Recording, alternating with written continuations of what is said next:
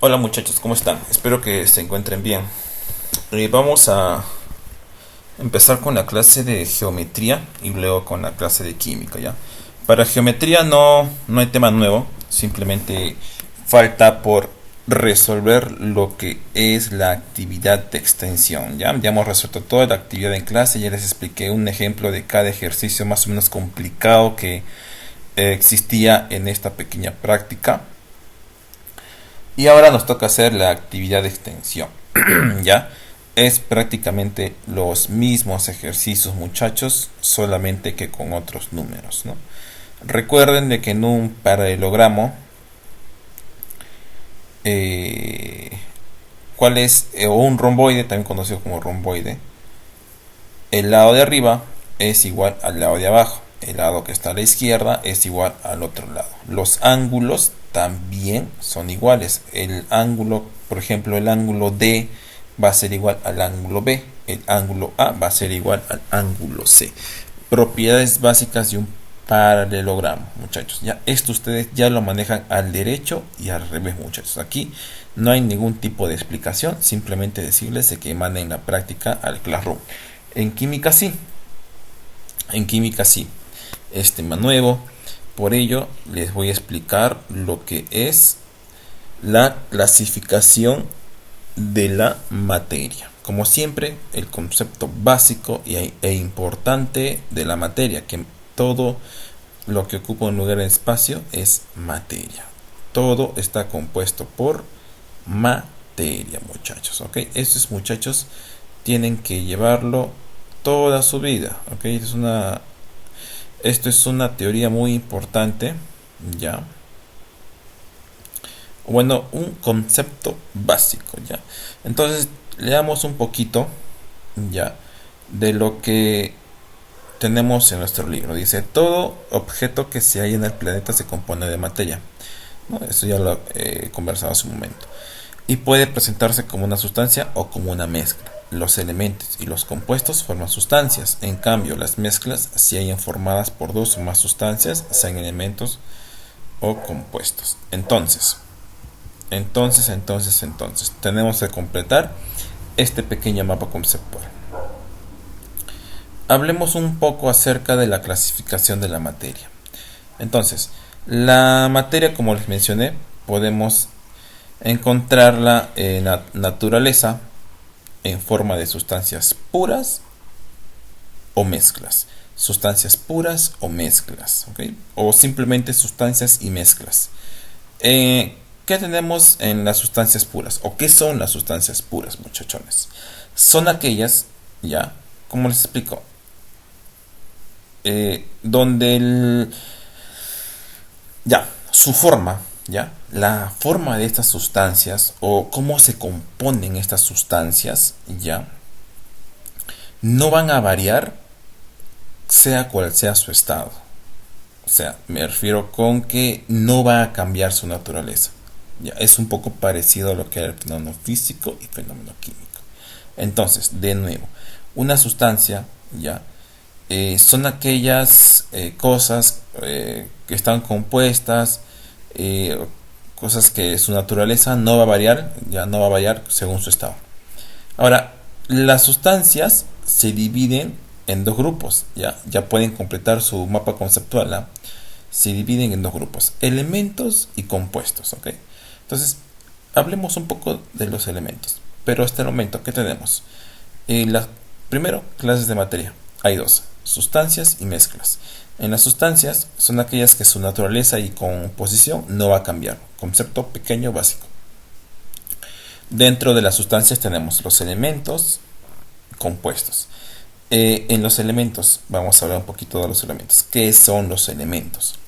Los elementos son sustancias, ya, son sustancias puras que no pueden descomponerse en otras sustancias. ¿Cómo, profe? No entiendo. Por ejemplo, el yodo o por ejemplo el bromo, ya, son elementos de la tabla periódica. Si ustedes se fijan, son elementos de la tabla periódica. Estos elementos son puros y no se pueden descomponer en otros elementos, ¿ok? A eso se refiere. O sea, del boro no va a derivar un borito, no, boro es boro, ¿ya? Entonces, de nuevo, que es un elemento, son sustancias que no se pueden descomponer en otras. Son sustancias puras, más sencillas por ningún procedimiento. O sea, son sustancias puras, puras. No hay ningún agente externo. Ejemplo, todos los elementos de la tabla periódica. Como por ejemplo, tú dirás el oxígeno, el hierro, el carbono, el sodio, el cloro, el cobre, el oro, ¿no? El bromo, el litio, ¿no? Que son elementos de la tabla periódica. Esos son elementos de la tabla y son sustancias puras, ¿ok? Entonces, tú te preguntarás, profesor, ¿se coloca todo el nombre? No, se presentan por siglas, ya, o más conocido también como un símbolo químico, ¿ok? Todos estos letritas que ustedes ven que están como pequeñas, ¿no? O sea, están comprimidas, son siglas, no se les llama siglas, se les llama símbolo químico, ya, símbolo químico. Actualmente existen 115 elementos químicos, ¿no? Según la tablita.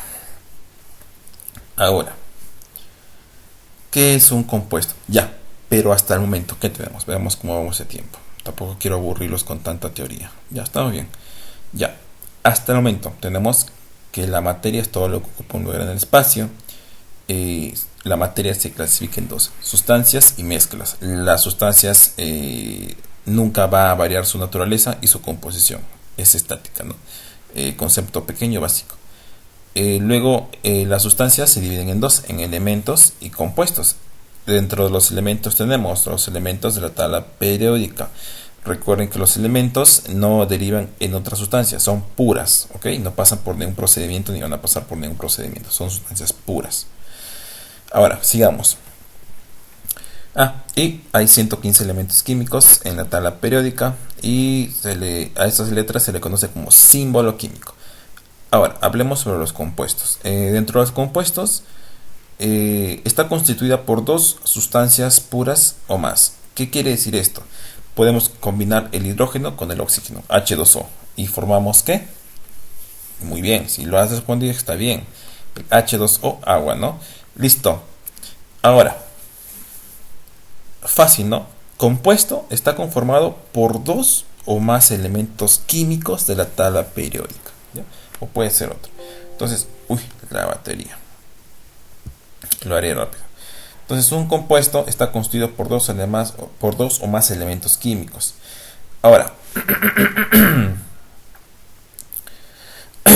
perdón muchachos, mi garganta anda un poco mal. Ahora, estos compuestos se pueden descomponer mediante procedimientos químicos. O sea que nosotros podemos descomponer los compuestos. Por ejemplo, la unión del hidrógeno con el oxígeno lo podemos descomponer en hidrógeno y aparte el oxígeno, ¿no? Pues se puede. A eso se refiere. Por ejemplo, el agua, que es la fórmula H2O. Por ejemplo, Ya. Cojamos este ejemplo del H2O. De aquí está el elemento hidrógeno y el elemento oxígeno. Y lo podemos descomponer, ¿no? ¿Cómo se puede descomponer, profesor, el agua? Ya. Se le llama o se le conoce como electrólisis. Ya, si mal no recuerdo, se le conoce como electrólisis. Mediante una electrólisis, una corriente eléctrica, se puede descomponer el hidrógeno y el oxígeno. Ya. Eso es uno. También la molécula del etano, ¿ya? O también del butano, que es C2H6, butano C4H10 también, ¿no? Entonces, todos estos compuestos químicos que están formados por muchos elementos se pueden descomponer, ¿ya? Eso es todo en cuanto a el tema de hoy, ¿ok? Eso es todo, muchachos. Ya ahí están los ejemplos, pueden colocar ejemplos, compuestos, diferencias entre compuestos orgánicos y compuestos inorgánicos, ya.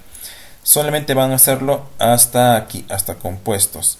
Los compuestos orgánicos y inorgánicos vamos a hablarlo en la próxima clase. Solamente hasta aquí, compuestos, desarrollan estas pequeñas actividades, ejemplos y ejemplos de compuesto. Ya les he mencionado muchos ejemplos de sustancia y muchos ejemplos de compuesto, ya, y rellenan este mapa conceptual. Y eso sería todo, muchachos, para la clase de química. Y en cuanto a geometría, ya saben, tiene que estar toda la actividad de extensión. Si ya tienen la actividad de extensión hecha, no hay problema, ya lo tienen hecho. Eso es normal, no se preocupen. Eso es todo, muchachos. Que pasen un buen miércoles, ya. Suerte en sus clases y nos vemos el día jueves.